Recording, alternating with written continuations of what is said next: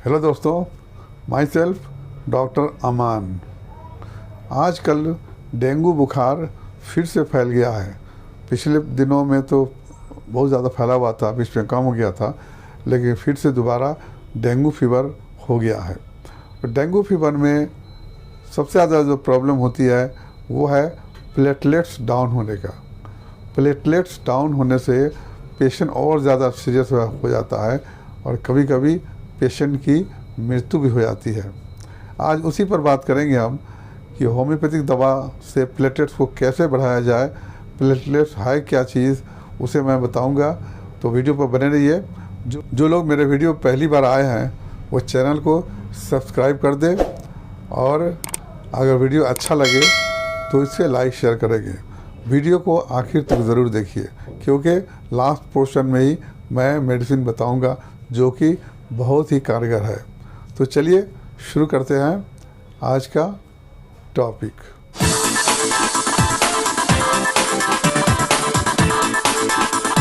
तो आइए समझते हैं कि प्लेटलेट्स है क्या चीज़।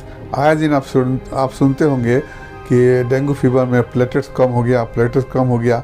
आखिर ये प्लेटलेट्स है क्या चीज़?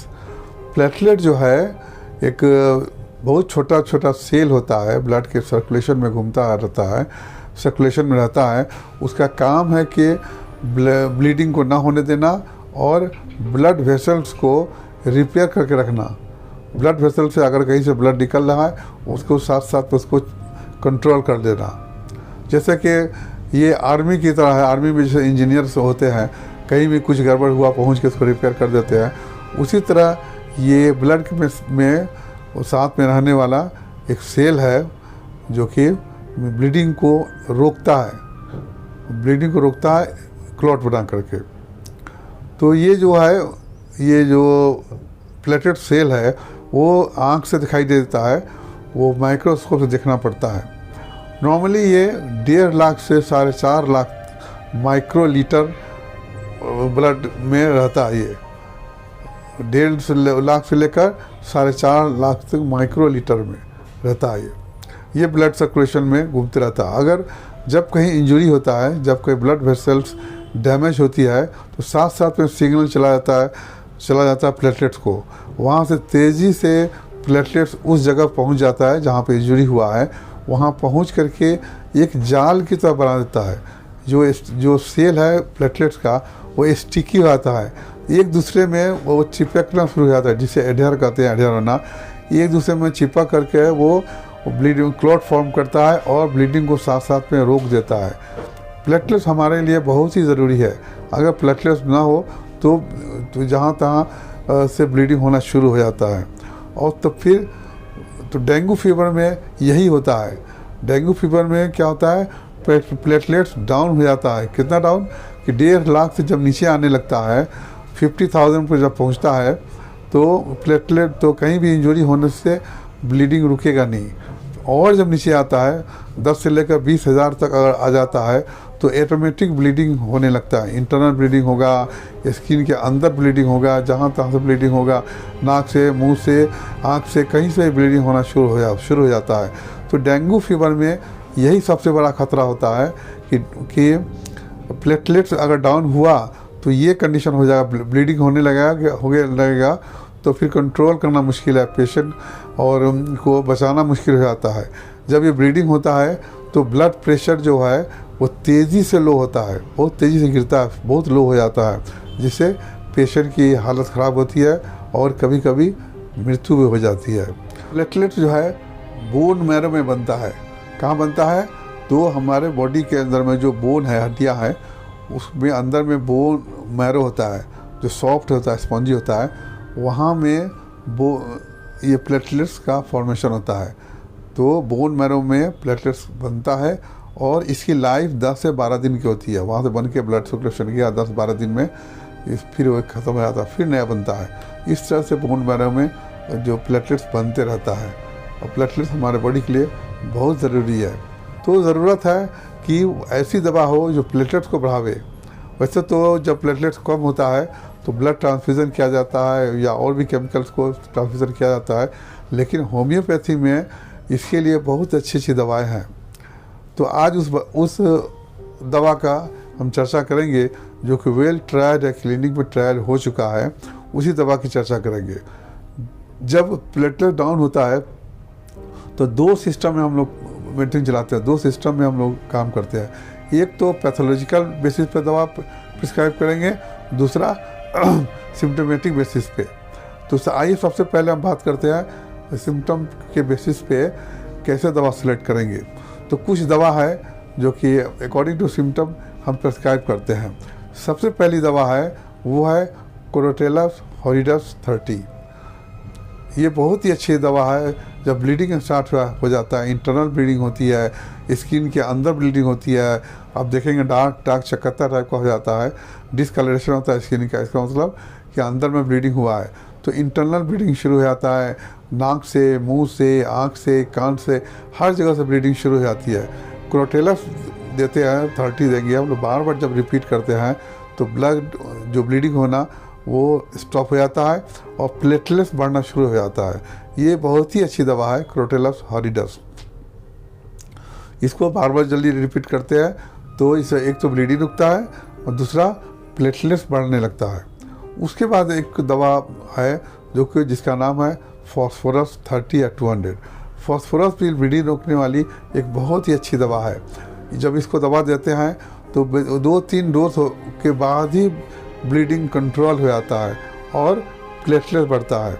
फॉस्फोरस का पेशेंट को कैसे प्रिस्क्राइब करते हैं, कैसे किस सिम्टम प्रिस्क्राइब करते हैं, तो जो फॉस्फोरस का पेशेंट को पानी पीने का बहुत मन होता है, पानी वो भी एकदम ठंडा पानी, कोल्ड ड्रिंक हुआ, आइस वाला पानी हुआ या फ्रिज का पानी पीना चाहता है, तो हम समझते हैं कि ये पेशेंट फॉस्फोरस का है। उसको फॉस्फोरस देंगे तो बहुत जल्दी ठीक हो जाता है। उसके बाद दवा आती है सिकेलिकोर। सिकेलिकोर भी बहुत अच्छी दवा है प्लेटलेट्स डाउन होने के लिए। तो प्लेटलेट डाउन अगर हो गया है तो हम लोग सिकेलिकोर देते हैं। ये भी यहाँ इस पेशेंट को भी ब्लीडिंग बहुत ज़्यादा होता है। इसका ब्लीडिंग होता है थीन ब्लैक वाटरी। इसका जो ब्लीडिंग नाक से, मुंह से जब कहीं से निकलता है तो थीन वाटरी ब्लैक, बहुत पतला ब्लड आता है। और इस पेशेंट की खासियत है कि पेशेंट का हालत खराब हो रहा है, स्किन टच करने से कोल्ड है, लेकिन पेशेंट चादर ओढ़ना, ब्लैंकेट ओढ़ना नहीं चाहता है क्योंकि उसको इतना बर्निंग होता है। भले ही स्किन टच छूने में आपको ठंडा लगे, कोलैप्स कर रहा है, बॉडी ठंडा है, लेकिन कॉपरिंग बर्दाश्त नहीं करता है। तो ऐसे पेशेंट को हम सिकेलिकोर 30 या 200 देते हैं, बार बार रिपीट करते हैं तो पेशेंट का ब्लीडिंग रुक जाएगा और प्लेटलेट्स बढ़ेगा। उसके बाद एक और बहुत अच्छी दवा है, वो है लेकेसिस म्यूटेंस, लेकेसिस 200। लेकेसिस में भी ब्लीडिंग होता है, जहाँ तहाँ ब्लैक स्पॉट होगा और इंटरनल ब्लीडिंग होता है। उसका जो पेशेंट होगा, इस पेशेंट को नींद में एग्रेवेशन होता है। जब वो पेशेंट जब थोड़ा सा भी आँख लगती है तो तकलीफ बढ़ती है और पेशेंट को गर्मी बर्दाश्त नहीं होता है। ये ऐसा पेशेंट बहुत ही बातूनी होता है, बहुत सा जो बात करना बहुत शुरू करता है, बात का कोई सब्जेक्ट नहीं होगा, जहाँ तहाँ सब्जेक्ट चेंज करेगा। तो वैसे पेशेंट अगर सिम्टम है तो हम लेकेसिस देते हैं, लेकेसिस 200 देते हैं। इसको 2-3 डोज देने के बाद में ये इसका ब्लीडिंग कंट्रोल हो जाता है। एक और दवा है जो लास्ट पीरियड में पेशेंट कोलैप्स हो रहा है, ब्लीडिंग हो रही है, पेशेंट को ऑक्सीजन की इतनी कमी हो जाती है कि पेशेंट चाहता है कि उसके फेस के पास में हवा दिया जाए, फैन चलाया जाए। वैसे पेशेंट को हम कार्बोवेज देते हैं, कार्बोवेज 30 या 200 देते हैं। ये भी एक बहुत अच्छी ब्लीडिंग रोकने वाली दवा है और प्लेटलेट्स बढ़ाने वाली दवा है। एक और दवा है वो है हेमामेलिस 30 या 200। हेमामेलिस भी है जो ब्लड को रोकने के लिए बहुत अच्छी दवा है, प्लेटलेट बढ़ाने के लिए अच्छी दवा है। हेमामेलिस में जो ब्लीडिंग होता है, ब्लैक होता है ब्लीडिंग, और उसके बाद से बहुत ज़्यादा वीकनेस हो और बॉडी पेन हो तो हेमामेलिस भी देते हैं 30 या 200। ये भी एक अच्छी दवा है। लास्ट में एक दवा बता दूं, वो है बोथ्रोप्स। बोथ्रोप्स एक दवा है, ये भी बहुत अच्छी दवा है प्लेटलेट बढ़ाने के लिए। इसमें भी ब्लीडिंग हर जगह से होता है, इंटरनल ब्लीडिंग होता है, आउटसाइड ब्लीडिंग होता है, मुंह से, नाक से, कान से। तो बोथ्रोप्स ये भी ये अच्छी दवा 30 बोतल ऑफ 30 देते हैं। बार बार रिपीट करने से ब्लीडिंग चेक हो जाता है और प्लेटलेट बढ़ता है। तो ये तो था symptomatic treatment, according to symptom हम दवा देते हैं। अब आइए जब पैथोलॉजिकल बेसिस पर जब हम मेडिसिन प्रिस्क्राइब करते हैं, इसमें 2-3 दवा बहुत ही अच्छी दवा है। वो है Carica papaya Q, Carica papaya mother tincture. उसके बाद में सीओनेथस क्यू, ये इस दवा को इसलिए देते हैं कि जब प्लेटलेट डाउन होता है डेंगू फीवर में, स्प्लीन का साइज़ बढ़ जाता है। स्प्लीन साइज़ बढ़ जाता है तो उसमें सीओनेथस बहुत काम करती है। और कैरिका पपाया जो है प्लेटलेट बढ़ाने की बहुत अच्छी दवा है, क्योंकि ये दवा बनती है पपीते के पत्ते से। पपीते के पत्ते से दवा बनती है कैरिका पपाया और सीओनेथस क्यू को दोनों को मिक्स करके हम पेशेंट को 15 या 20 बूंद एवरी 3 आवर्स देते हैं। ये तीसरी दवा है, वो है चिनिनम सल्फ 3x पोटेंसी देते हैं। टैबलेट फॉर्म में मिलती है या पाउडर फॉर्म में मिलेगी, लो पोटेंसी है ये। तो चिनिनम सल्फ दवा जो है उसको भी देते हैं, बार बार रिपीट करते हैं।